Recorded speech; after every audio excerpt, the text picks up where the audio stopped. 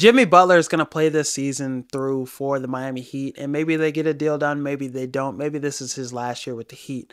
But when he's healthy, when this Heat team is healthy, people forget. This is a team that is the kryptonite of the Bucks and the Celtics. If anybody could beat the Bucks and the Celtics, it is Jimmy Butler and the Miami Heat with a bunch of overachieving guys. I know they lost Caleb Martin, but they still have, if Josh Richardson's healthy, the Miami Heat version of him is pretty damn good. Duncan Robinson, he's resurrected his career. Last couple seasons before, he was struggling to fit in the rotation, but last year shot pretty well from the three, averaged 12.9 points per game. And they just drafted a stud in Khalil Ware, a center that moves his feet pretty well, has a pretty good offensive bag.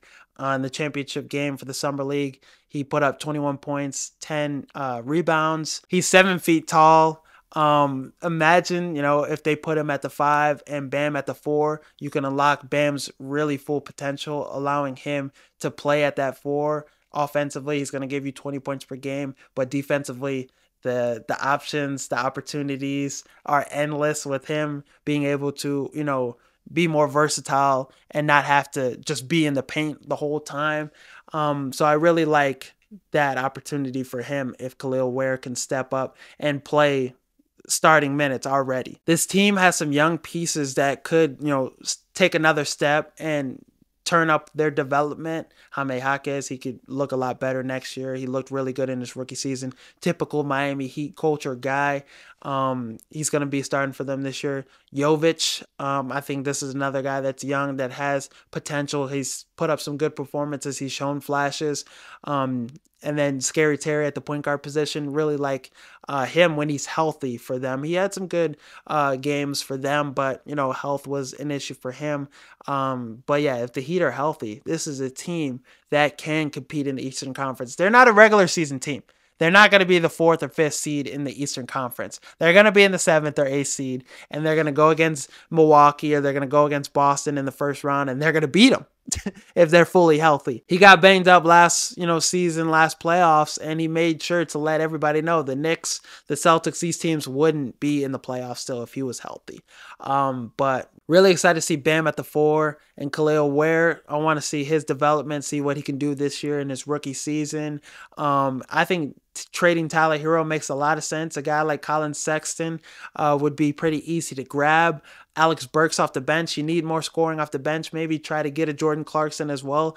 Get a guy off a three-point shooter. They need more gritty guys. But in the Summer League, if you've seen some of those guys that stepped up for him, Josh Christopher, a guy that played for the Rockets, he had 24 points. He had a clutch 3 to seal the deal. He was clutch all Summer League, one of their best players. He looks like somebody they should give a shot. He deserves another shot because with the Rockets, he was pretty solid young prospect, but he wasn't as good as the young prospects that are on this roster for the Rockets now. But he's somebody that with the Heat, with the development team they have, with what they're able to get out of some of these, kind of guys that people want to say are grocery workers, the guys that nobody's heard of. A Gabe Vincent, Max Strus, guys that could replace those guys' production. He could be one of those guys.